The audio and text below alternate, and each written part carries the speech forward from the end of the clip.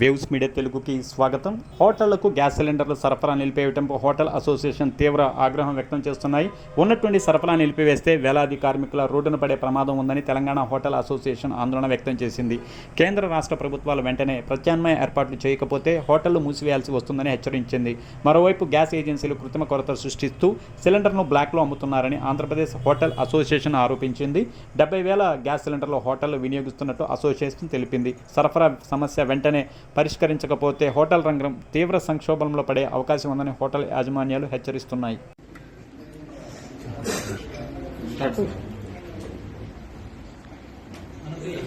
ఇప్పుడు ప్రస్తుత ప్రపంచ పరిస్థితి, మన దేశ పరిస్థితిలో ఎదురవుతున్న గ్యాస్ సమస్య, మరి గ్యాస్ అనేది ప్రతి నిత్యము ప్రతి వారికి అవసరం ఉన్న రోజు.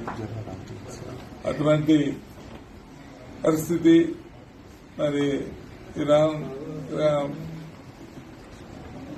ఇజ్రాయెల్ వాళ్ళ వల్ల వచ్చిన సంక్షోభం మరి మన దేశం మీద ఏర్పడుతుంది. అన్నిటికంటే ముఖ్యంగా ఈ హోటల్ పరిశ్రమకు చాలా లోటైన పరిస్థితి. గ్యాస్ లేకపోతే హోటల్ పరిశ్రమ అనేది లేదు. గ్యాస్ అనేది ఒక శ్వాస లాంటి ఆక్సిజన్. అటువంటి ఆక్సిజన్ ఎలా అయితే ఆగిపోతుందో ఈ హోటల్ పరిశ్రమ కూడా అలా ఆగిపోయే పరిస్థితి ఉన్నది. మరి ఎంతో మంది లక్షల కార్మికులకు ఉపాధి కల్పించే ఈ సంస్థ మరి 1-2 రోజుల్లో ఈ సంస్థ బంద్ అయిపోయి అందరి పరిస్థితి అఘోరమైన స్థితికి వచ్చే క్రమంగా ఉన్నది. మరి ఈ పరిస్థితి మన ప్రభుత్వం వారికి మేము తెలియపరచడానికి ఈరోజు ఈ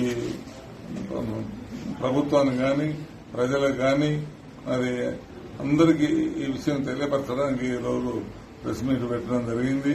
మరి ఈ విషయంలో మాకు గతంలో ఎలాంటి సూచనలు లేవు. ప్రభుత్వం ఏ విషయంలో ఒక వారం రోజుల ముందన్న కనీసం నోటీస్ ఇస్తారు, చెప్తారు. మరి అటువంటి సూచనలు ఎవరు చేయలేదు. మాకు నిన్న నుండి గ్యాస్ డీలర్స్ వారు చెప్పడం వల్లే మాకు ఈ రోజు మేమందరం కలవాల్సి వచ్చింది. మరి ఈ పరిస్థితి కోసం మరి మన గౌరవనీయ తెలంగాణ రాష్ట్ర ముఖ్యమంత్రి రేవంత్ రెడ్డి గారిని కలిసి మా బాధ విన్నవించుకోవడానికి మేము సాయంత్రం కావడానికి ప్రయత్నం చేస్తున్నాం. అదేవిధంగా కేంద్ర ప్రభుత్వాన్ని కూడా వెనక్కి పంపిస్తాం. మరి మా సౌత్ ఇండియా ఓటర్స్, మా తరఫున సౌత్ ఇండియా ఓటర్స్ అసోసియేషన్ కానీ ఆల్ ఇండియా ఓటర్ అసోసియేషన్ మా ప్రెసిడెంట్స్ తో కూడా మాట్లాడడం జరిగింది. మరి మీరు కేంద్రాన్ని ఏమి విచారణ చేస్తున్నారు, మరి మన వసతి ఎలా కల్పించే విధంగా చేస్తున్నారంటే మా ఎఫ్ఎస్ఐ ప్రెసిడెంట్ గారు మరి వారు ఉదయం ఢిల్లీ వెళ్తున్నారు. మరి పోయి ప్రధానమంత్రితో ఈ పెట్రోల్ మంత్రులు వారితో అందరితో మాట్లాడి ఏదో ఒక నిర్ణయానికి రావడానికి మేము వెళ్తున్నాము. ఆ తర్వాత మనం నిర్ణయం తీసుకున్నాము. ఇప్పుడైతే మీరంతా ఉన్నంత వరకు మీరు ఓటర్స్ మరిపోయిందని వారు చెప్పడం జరిగింది.